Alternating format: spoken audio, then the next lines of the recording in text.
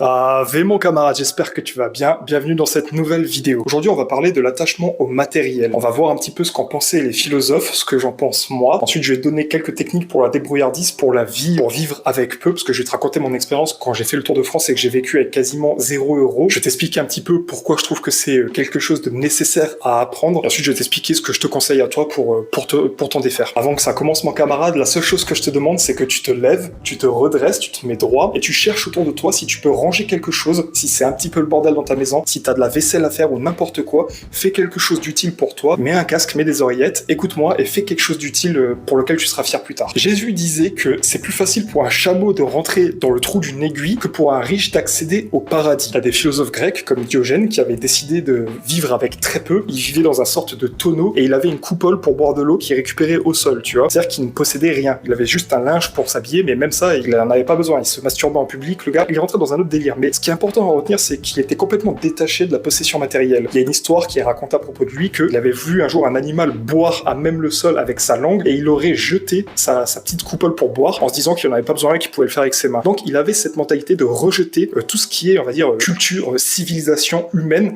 et de rester au minimum, au plus bas, à l'état le plus brut d'un animal. Aucune possession matérielle. Diogène, c'est un exemple parmi d'autres. Il y a Épictète qui était un esclave, donc il n'était même pas propriétaire de sa propre existence. Le gars, c'est pour que tu comprennes la chose. Pour lâcher un petit peu des noms, on peut aussi parler de Zénon de Kition, le tout premier stoïcien qui est naufragé. Il a perdu toute sa richesse durant un voyage sur un bateau et il est arrivé en Grèce, je sais plus exactement, je crois que c'est Athènes du coup, avec rien, pas le moindre sou, pas la moindre possession matérielle et il s'est intéressé à la philosophie. Il est directement allé voir les livres et se documenter pour se cultiver intellectuellement. C'était plus important pour lui ça, ce qui se passait à l'intérieur, que ce qu'il possédait et maîtrisait à l'extérieur. On peut remarquer que la plupart des philosophes, et je compte Jésus parmi ceux-là, que ce soit grec, romain et même au-delà ou même antérieurement, ils ont tendance généralement à promouvoir un mode de vie relativement simple et détaché de la chasse au matériel, de toujours vouloir posséder plus, de toujours vouloir acquérir plus, posséder pour posséder, l'argent pour l'argent, le matériel pour le matériel, sans servir un but plus loin, pour aucune autre utilité. Pour prendre l'exemple de Jésus, ce serait dur pour un riche de rentrer dans le paradis, mais si de sa richesse, il la donne et il aide dans le christianisme,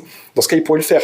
Donc, sa richesse, c'est devenu un outil au service d'une idée. Et moi, je réfléchis à peu près de cette manière-là, tu vois. Je me dis que l'argent, mais c'est comme les flingues. Un flingue, un pistolet, tu peux rentrer un clou dans le mur, et avec un marteau qui est censé mettre le clou dans le mur, tu peux taper quelqu'un. Le flingue est censé faire du mal à quelqu'un, et le marteau mettre un clou, mais tu peux inverser les deux armes, tu vois, parce qu'en fait c'est des outils. L'argent c'est l'outil, la possession matérielle c'est un outil. Est-ce que tu possèdes tes objets ou est-ce que c'est tes objets qui te possèdent? Est-ce que si tu perdais aujourd'hui tout ce que tu possèdes, tes vêtements, ta voiture, ton appartement, tout ton argent, etc., est-ce que tu te sentirais détruit? Est-ce que tu sentirais qu'il y a quelque chose en moins? Est-ce que tu te sentirais capable d'affronter cette situation-là? Et pour la plupart d'entre nous, moi j'en faisais partie, c'est normal, non. Quand tu perds ton matériel, tu perds une extension de toi-même, c'est ta propriété, c'est toi, tu veux garder ces choses. Parce qu'en fait, dans notre tête, la possession, le matériel, c'est une extension de nous-mêmes. On projette une image de nous à travers les choses qu'on possède. Admettons la voiture ou le vêtement de sport. Tu veux ce vêtement pour avoir une image de toi-même, pour avoir l'image de la société, le statut qui va avec la possession de ce vêtement. Ça aurait aucun sens de vouloir être dans les modes, d'être dans la fast fashion, dans le truc à la mode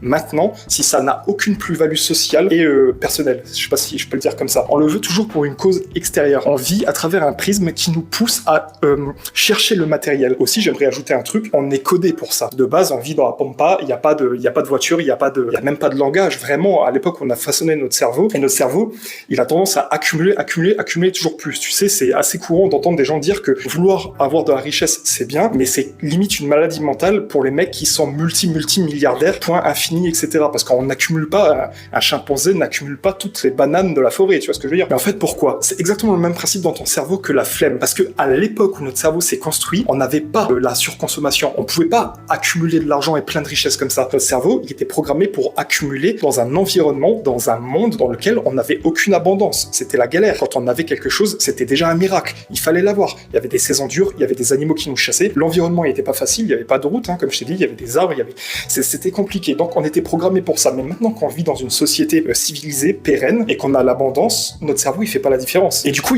il va s'engouffrer dans la recherche de toujours plus, accumuler. Ça, c'est les schémas de nos cerveaux qui sont utilisés par la société dans laquelle on vit pour nous inciter à toujours consommer plus et consommer des choses qui ne servent jamais à rien d'ailleurs. Quand je te dis, est-ce que tu es possédé ou est-ce que tu possèdes? Quand tu fais ton argent, tu le fais pour quoi? Est-ce que tu le fais pour avoir de la possession matérielle? Est-ce que tu le fais pour juste avoir de l'argent parce que tu as envie d'argent, tu veux prévoir les sécurités qui vont venir, il faudra avoir ces dépenses peut-être là, il risque de m'arriver ceci comme bricole, etc. Donc j'aurai mon argent, peut-être pour les investissements et tout. Là, on arrive un peu à la question de c'est quoi ton Dieu? Moi, je le vois de cette manière-là. C'est un Dieu, c'est une entité, une chose à laquelle tu consacres ton temps, ta pensée et ton énergie. On peut pas servir deux maîtres. Si ton Dieu, c'est l'argent, c'est-à-dire que chaque matin, tu vas te lever pour l'argent. Tu vas penser argent, tu vas combattre argent, tu vas manger argent, parce que ton objectif, c'est l'argent. Tu sers l'argent. Et c'est là où tu peux te poser un peu la question, si tu te l'es jamais posé, c'est quoi ton Dieu? Tu sers qui? Pour qui tu travailles? Perso, je suis plus d'avis de me dire que justement, quand je vais faire de l'argent, je vais pas le faire pour avoir de l'argent, et je vais pas le faire pour avoir des biens matériels. Et en plus, comme je te disais, les biens matériels, parfois, qui servent à rien.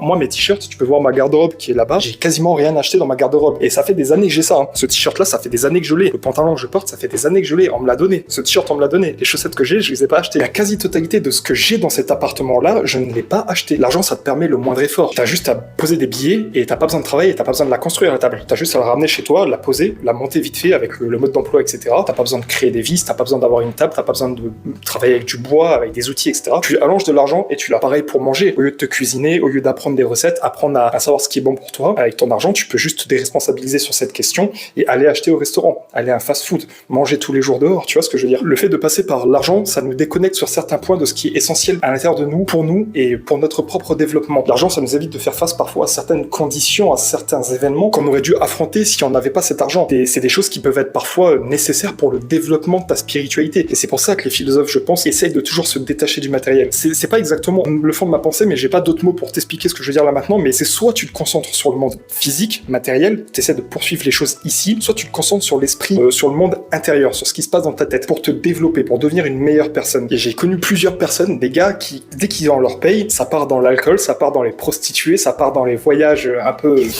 Et ensuite, ils vont continuer à travailler pour refinancer cette jouissance. Et il y a des gens qui travaillent uniquement pour financer leur mode de vie, leur addiction telle qu'elle. Il n'y a pas de but au-delà. Ils travaillent pour financer le lendemain, le surlendemain, etc. Peut-être se payer des vacances de temps en temps, mais il n'y a pas de destination à la fin. Tu vois ce que je veux dire? C'est on maintient ce rythme-là, on travaille, on génère de l'argent qu'on réutilise pour vivre, pour notre mode de vie, et jusqu'à la mort. Il n'y a pas une idée plus grande, il n'y a pas de transcendance, il n'y a pas quelque chose qui donne un sens à notre vie, à la chair, à la biologie, à notre mentalité et à notre spiritualité. J'en ai déjà parlé sur cette chaîne YouTube, mais j'avais fait des voyages et j'ai fait un tour de France à pied et sans argent. Donc à ce moment-là, j'ai dû apprendre une compétence qui était super importante, parce que là, toi, tu peux venir en aide à tes propres besoins par l'argent, moi je ne pouvais pas. J'ai dû développer une compétence, et c'est une compétence que tu devrais aussi développer, et je vais t'expliquer comment la développer juste après. Ça s'appelle la débrouillardise. La débrouillardise, c'est cette capacité d'adaptation. T'arrives dans un environnement que tu ne maîtrises pas forcément, et t'as cette présence d'esprit de te dire, ok, il faut que je fasse ça, comme ça, je veux cet objectif-là, donc je vais disposer les choses de cette manière-là. Et ça, pour développer cette compétence, il n'y a pas de secret. C'est pour ça que je te disais que parfois, il faut éviter de passer par l'argent pour se confronter à des situations spécifiques, et là, ça en fait partie. Par exemple, quand je devais manger, quand je devais boire, quand je devais me doucher, quand je devais me brosser les dents et prendre soin de mon corps, il fallait que je sois propre tous les jours, il fallait que je sente bon en étant SDF, en gros, et en n'ayant aucune thune. Ça m'a obligé à me surpasser. Là, si j'avais eu un gros salaire, j'aurais fait le tour de France, j'aurais pris des Airbnb en permanence, j'aurais mangé dans des restaurants en permanence, mais non, j'ai fait autrement. Et devoir faire autrement m'a fait développer la compétence de la débrouillardise, comme je te parlais. Je pouvais pas acheter un Airbnb, donc il fallait que je toque chez les gens. Il fallait que j'aille chez les gens et que j'apprenne à leur parler. Je t'ai déjà expliqué d'ailleurs sur cette chaîne YouTube que je suis un robot de base. Moi, je sais pas parler aux gens, je suis pas du tout calibré socialement à la base. Moi, c'est un truc que j'ai dû apprendre, ça a pris des années et des années, vraiment plus d'une décennie. Du coup, je toquais aux portes et je devais négocier. Ça m'apprend la compétence de savoir me vendre, de vendre le produit, de parler aux gens. Vu que t'es confronté à des situations un peu différentes, c'est toujours les mêmes, mais toujours différentes, vu que c'est des individus différents et des situations différentes, bah, ça t'apprend à t'adapter justement. À chaque fois que t'es face à un nouveau problème, peut-être que t'es perdu au moment même où le problème arrive face à toi, mais tu vas y penser. Et plus tard, tu vas trouver une solution. C'est par expérience, c'est par erreur. Comme une IA, tu fais des erreurs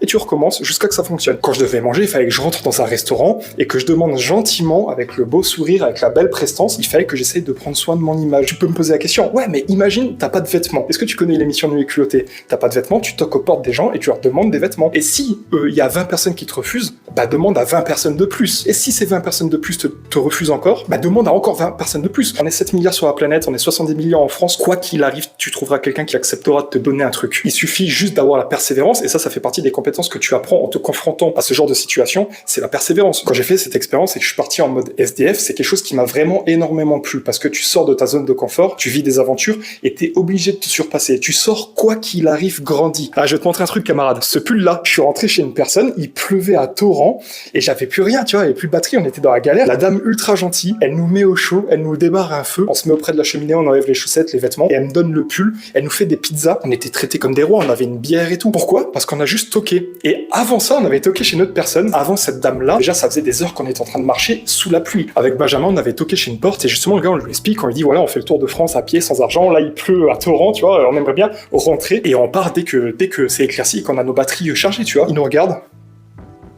Non. Et il reste statique comme ça jusqu'à que je parle moi. C'est-à-dire que j'aurais pu rester 1 minute face à lui après qu'il m'ait dit non et on serait resté dans le blanc des yeux comme ça. Du coup, j'ai pas cherché à comprendre, je lui ai dit ok et on est parti. La compétence numéro 1 que vous devez apprendre dans la vie, si vous voulez réussir, soit dans la séduction, soit dans le business, c'est la compétence sociale. Vous devez apprendre à communiquer avec les autres êtres humains. Quand vous avez un besoin, vous devez apprendre à le formuler, vous-même apprendre à vous connaître. Qui on est, ce qu'on veut être, ce qu'on veut devenir, ce qu'on veut laisser sur cette terre. Et là, tu trouveras un peu plus d'éclaircie peut-être dans ta tête. Si tu dois sortir de cette vidéo avec quelque chose en tête, l'argent pour l'argent ou le matériel pour le matériel, ça ne mène à rien. Il faut que ce soit un outil au service de ton projet. Tu dois apprendre à communiquer tes besoins, tes envies, ce que tu es et tes projets. Se détacher des possessions matérielles et surtout à notre époque, pour les gens de mon âge, à la course à la surconsommation de produits éphémères inutiles pour te recentrer sur ce qui se passe à l'intérieur de toi, sur tes compétences à l'intérieur. C'est pour ça, camarade, je t'incite à te concentrer sur ce qui se passe à l'intérieur de toi en premier lieu. Mais c'est jamais au détriment de l'extérieur. Ça, c'est évident.